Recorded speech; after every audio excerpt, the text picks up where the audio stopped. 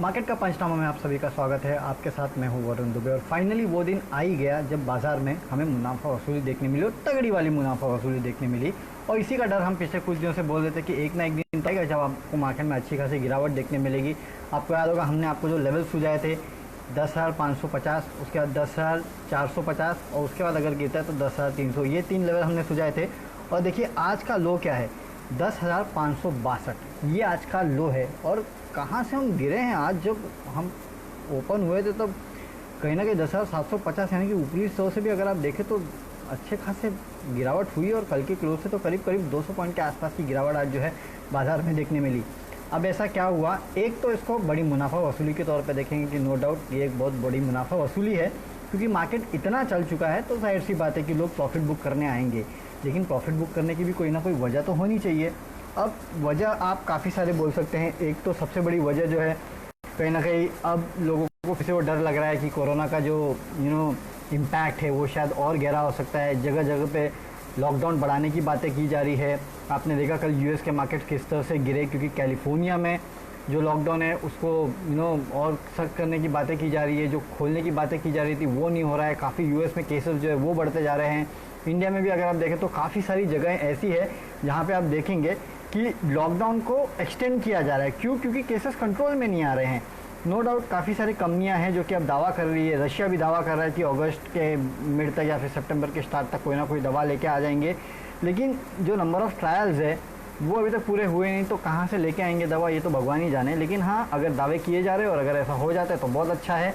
लेकिन दवा कोरोना की मिलना इतने जल्दी तो थोड़ा डाउट ही जाता है। तो इसके साथ तो हमें जीना है, लेकिन ये जीना थोड़ा कठिन होते जा रहा है। और मैं हमेशा आपको यही कहते जाता था कि लिक्विडिटी जो है वो मार्केट को ड्राइव कर रही है। टेक्निकल इंडिकेटर्स पे आपको ध्यान देना है। फंडामेंटल्स जो है वो कमज़ोर है, और जैसे ही फंडामेंटल्स पे आपका फंडामेंटल्स जो सच्चाई सामने आएगी तो मार्केट में गिरावट आएगी। और वही हो रहा है, सच्चाई सामने आती है, मार्केट की धुलाई होती है और ये होते रहेगा। इसमें इतना सोचने की ज़रूरत नहीं है। लिक्विडिटी पंप की जा रही है, वो लिक्विडिटी जो है मार्केट को ड्राइव कर रही है, आगे भी ड्राइव करेगी। थोड़ी गिरावट आएगी, यहाँ से 550 को अगर तोड़ देता है तो अगला सीधे 450 के आसपास का लेवल आता है और उसके बाद 300 का लेवल आता है। तो इन लेवल्स को वॉच कीजिएगा।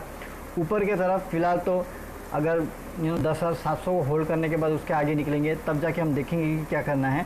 लेकिन फ़िलहाल ऐसा लग नहीं रहा कि बहुत जल्दी ये रैली आएगी। हो सकता है कि क्योंकि हुआ क्या है ना कि बहुत दिनों तक कंसोलिडेट किया है मार्केट ने, एक रेंज में ट्रेड कर रहा था, यहाँ जाओ वहाँ जाओ। मैं आपसे यही कह रहा था कि मार्केट ऐसे ही ट्रेड कर रहा है कि यहाँ जाओ वहाँ जाओ, यहाँ जाओ वहाँ जाओ, और गया किधर, नीचे गया।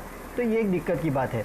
लिक्विडिटी भी देखिए जितनी मार्केट में आती है कभी ना कभी तो लिक्विडिटी को भी सख्त करेंगे, तो वही हो रहा है। इसके लिए मार्केट में आपको गिरावट देखने मिल रही है। लेवल्स के ऊपर नज़र रखिए। और फंडामेंटल्स, क्योंकि दुनिया में अभी कुछ बदला नहीं है, फंडामेंटल्स अभी भी उतने ख़राब है। तो जैसे जैसे और फंडामेंटल्स निकल के आएंगे वैसे वैसे शायद आपको जैसे जैसे फंडामेंटल खबर आएगी तो मार्केट में और गिरावट होगी। इतना तो पक्का है। लिक्विडिटी चलती रहेगी तब तक मार्केट में तेज़ी चलती रहेगी। तो लेवल्स नज़र पर रखिए, उस लेवल को लेके यहाँ पे ट्रेड करना है। लेकिन फिलहाल थोड़ा लग रहा है कि शायद कमज़ोरी हो सकती है, बट ठीक है, कीप योर फिंगर्स क्रॉस। 10,550 टूटना नहीं चाहिए, टूटा तो 100 पॉइंट की कमज़ोरी और हो सकती है। चलिए सवाल जवाब का सिलसिला शुरू करते हैं। सुनील पटेल पूछ रहे हैं, Gujarat gas, Dabur and ICICI bank and IOC medium term, साहब ये सब कुछ क्यों लेना चाहते हैं? लेकिन चलिए ठीक है, अगर आप लेना ही चाहते हैं तो गुजरात गैस अच्छा काउंटर है, डाबर अच्छा काउंटर है, और आपने क्या पूछा था? आप काउंटर्स तो सब अच्छे हैं IOC को छोड़ के। IOC मेरे कन्विक्शन लिस्ट में बिल्कुल भी नहीं है, तो IOC को आप छोड़ दीजिए, है ना। 83-85 के आसपास ट्रेड करना, आपको ट्रेड करना है तो 100 रुपये के आसपास के लेवल के इस काउंटर को ट्रेड कर सकते हैं। लेकिन स्ट्रिक्ट स्टॉप लॉस 82 के आसपास रखना और ऐसे ट्रेड कर सकते हैं। डाबर नो डाउट ये काउंटर में आज गिरा, लेकिन फंडामेंटली काउंटर अच्छा है 480 के आसपास। लेकिन लंबे समय से ना रेंज बहुत है, ये उस लेवल को तोड़ता नहीं है, ये सबसे बड़ी प्रॉब्लम है। ऊपर 500 के ऊपर जाके डिसाइसिवली रह नहीं पाता है काउंटर, ये काउंटर के साथ मुझे दिक्कत लगती है। हालांकि काउंटर अच्छा है, लेकिन जैसे कि कल मैं आपको FMCG की स्टोरी समझा रहा था कि ऐसा नहीं है कि भाई आज ट्रैक्टर ज़्यादा बिक गए तो कंपनियों के नतीजे भी अच्छे आएंगे, ऐसा है नहीं, है ना। क्योंकि भाई ट्रैक्टर बिके तो ट्रैक्टर बिकने का कारण और भी हो सकता है, क्योंकि खेती करने वालों ने वो लेबर नहीं मिले तो जाहिर सी बात है उनको ट्रैक्टर वैक्टर लेना पड़ा। और अगर ऐसा सही में स्टोरी है तो फिर कंजम्पशन के ऊपर एक हिट आपको देखने मिलेगा। तो कंजम्पशन स्टॉक जो है यहाँ से अंडर परफॉर्म करते हो आपको शायद दिख सकते हैं। ये स्टोरी मैंने आपको कल भी समझाई थी, आज फिर से समझा रहा हूँ। इसके लिए अगर आप डाबर भी लेना चाहते हैं तो अभी पूरा पैसा मत लगाना, थोड़ा रुकिए, है ना। हम थोड़ा रुकेंगे इस काउंटर में, और अगर हो सके तो 450 के आसपास तक अगर ये काउंटर आता है, मतलब और 25 रुपये के आसपास की गिरावट आती है, तो थोड़ा एक्यूमुलेट करने की कोशिश करेंगे। ये लेवल्स भी ख़राब नहीं है, लेकिन ये लेवल्स पे डाबर में आप अपना 40% पैसा लगाइए, रुकिए, वेट करिएगा। अगर ऊपर जाता है और 500 को क्रॉस कर देता है तो और पैसा लगा लीजिएगा, नहीं तो 450 के आसपास आएगा तो मेरे ख्याल से फिर से पैसा लगाने का अच्छा मौका होगा। लेकिन ये काउंटर मुझे काफ़ी पसंद है, तो कोई प्रॉब्लम नहीं है, फंडामेंटली स्ट्रॉन्ग काउंटर है। लेकिन लेवल जो मैंने दिए वो याद रखिए। ICICI बैंक आपने पूछा, तो ICICI बैंक अच्छा काउंटर है, 345 के आसपास ट्रेड कर रहा है, लंबे समय से इस रेंज में काउंटर ट्रेड कर रहा है हालांकि।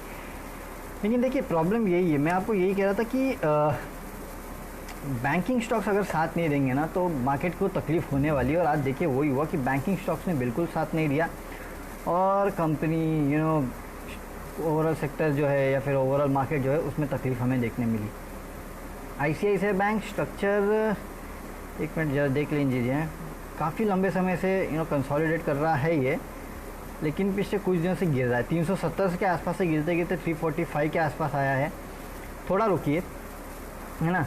कुछ लेवल्स देखिए, अगर लॉन्ग टर्म के लिए लेना चाहते हो तो मेरे ख्याल से कोई प्रॉब्लम नहीं है, उसमें ले सकते हैं आप, है ना। लेकिन अगर लॉन्ग टर्म के लिए नहीं लेना चाहते और अगर शॉर्ट टर्म ट्रेडिंग करना चाहते हैं आप इस काउंटर में, तो 345 के आसपास ये काउंटर ट्रेड कर रहा है।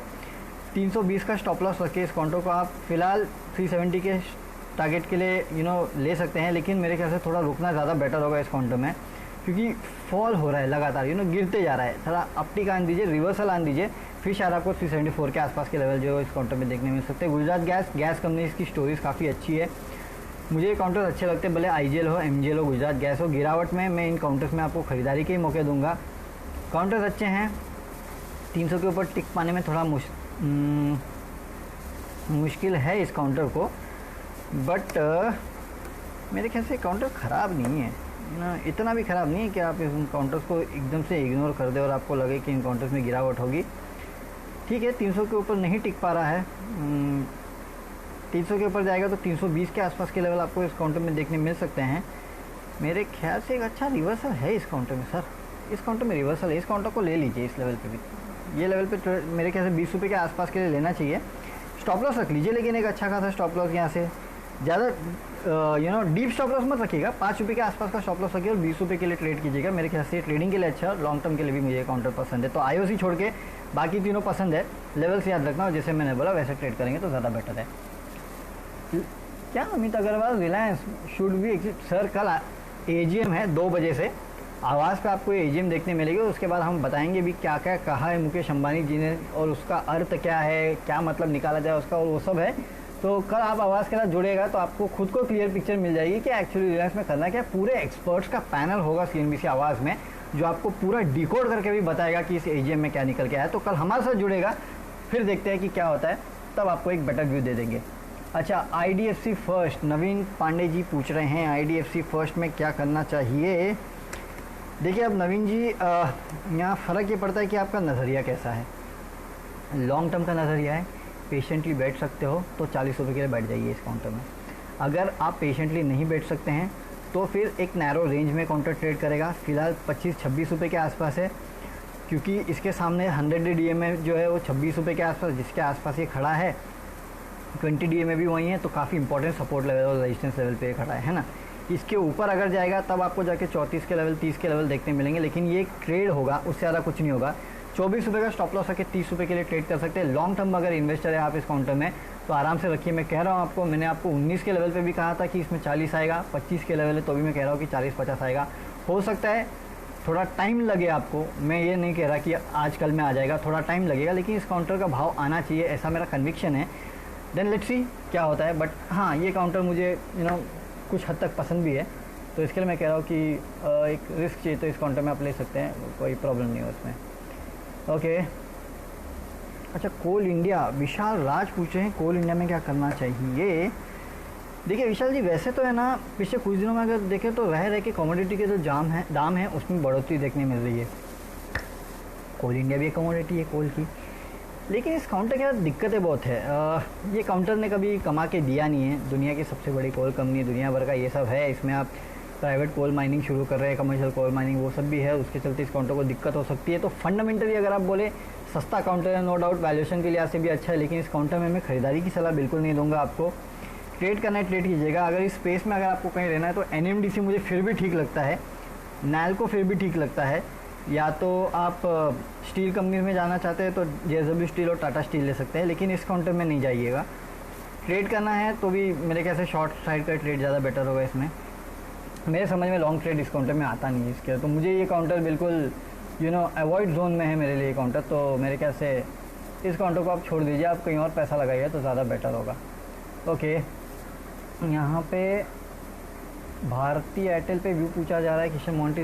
भारतीय एयरटेल सर मेरे ख्याल से अभी इसकी प्रेस कॉन्फ्रेंस चल रही है एक इनिशिएटिव को चलते, उस प्रेस कॉन्फ्रेंस को ख़त्म हो जाने दीजिए, उसके बाद शायद बेटर व्यू लेंगे। लेकिन हाँ, भारतीय एयरटेल में कहता आया हूँ, अभी भी कह रहा हूँ, इन लेवल से भी मुझे दुगना लगता है, समय लगेगा थोड़ा। हालांकि ये भी बात अलग है कि कंपटीशन कैसे पैन होता है इस पूरे सेक्टर में, लेकिन चलिए कंपटीशन अगर हो नहीं हो दैट्स अ डिफरेंट केस। लेकिन इस सेक्टर में देखिए रहने वाली तो दो ही कंपनी है जो मजबूती से रहेगी, एक रिलायंस जियो है, दूसरा भारतीय एयरटेल है। इसके लिए भारतीय एयरटेल नो डाउट आज वो डेवलपमेंट क्या होता है देखते हैं, लेकिन मेरे ख्याल से 600 के ऊपर के लेवल के लिए आपको इस काउंटर को खरीद लेना चाहिए। इमीडिएट टारगेट तो 600-700 के आसपास है, लेकिन लॉन्ग टर्म में ये काउंटर इन लेवल से आराम से 1000 तक भी जा सकता है, इतना पोटेंशियल है इस काउंटर में। अगर कुछ ख़राब ना हुआ तो मेरे ख्याल से it's a good counter, you can keep in your portfolio में रख लीजिए आप इस काउंटर को। ओके, अशोक लेलैंड के बारे में बताइए, आप अपरेश सिन्हा पूछ रहे हैं। सर अशोक लेलैंड क्या रेट चल रहा है, 50 के आसपास, सर अवॉइड कर दीजिएगा। ट्रेडिंग थोड़ा लॉन्ग टर्म का व्यू लेके चल रहे हैं, अगर मतलब मीडियम टर्म का व्यू अगर आप ले सकते हैं इस काउंटर में तो आप खरीद सकते हैं। इन लेवल्स पे खरीद के आप इस काउंटर को पहले तो 66-67 के आसपास के लेवल के लिए ट्रेड कीजिएगा और उसके बाद 70-75 के आसपास। लेकिन रिस्क है, बहुत इंपॉर्टेंट सपोर्ट लेवल पे खड़ा है, 50 के आसपास है, 5 रुपये से ज़्यादा का रिस्क मत लेना, 5 भी नहीं, मैं तो बोला 47 के आसपास का रिस्क लीजिए, उससे ज़्यादा, क्योंकि 5 रुपये हो गया तो फिर 10% हो जाएगा, तो 10% का रिस्क मत लीजिए, 5% का रिस्क लीजिए और ऊपर 65-70 के लिए ट्रेड कीजिएगा। मीडियम टर्म में मुझे लगता है ये कमा के देगा, लेकिन पोर्टफोलियो लाइक स्टॉक की काउंटर है नहीं। और अगर आप ये सोचें कि मैं लंबी अवधि के लिए रखूँगा तो लंबी अवधि के लिए भाई मत रखना, इस काउंटर को मत रखना एटलीस्ट ऑटो स्पेस में। ऑटो स्पेस में अगर आपको चाहिए तो टू व्हीलर्स पे बजाज है, हीरो है या TVS है, उस पर आप चाहिए तो अपना बेट कर सकते हैं। Not Ashok Leyland, not Tata Motors, ये सब फिलहाल के लिए ट्रेडिंग के काउंटर्स है, तो ट्रेड करेंगे इसमें तो ज़्यादा बेटर है। लेवल मैंने आपको बता दिए हैं। चलिए इसी नोट पे आप विदा लेते हैं, कल आपके साथ फिर जुड़ेंगे इसी प्लेटफॉर्म पे आपके जो बचे कुछ सवाल है उनके ऊपर जवाब देने के लिए। और सुबह 7 बजे हमारे साथ जुड़ेंगे तो बताएंगे कि आफ्टर मार्केट्स क्या क्या खबरें आई हैं, ग्लोबल संकेत कैसे हैं, क्योंकि आज देखिए ग्लोबली सारे मार्केट्स गिरे थे लेकिन डाउ फ्यूचर्स ऊपर था, उसके बावजूद हमारे यहाँ गिरावट देखने मिली। तो लेट्स सी US से कैसे संकेत मिलते हैं हमें, और कल कौन सी इंपॉर्टेंट लेवल है जिस पे आपको नज़र रखनी है, ये सब हम सुबह 7 बजे आपको बताएंगे। तो हमारे साथ जोड़िएगा और इसी प्लेटफॉर्म पे आपके बच्चे सवालों का जवाब देंगे। तब तक के लिए सी यू एंड गुड बाय।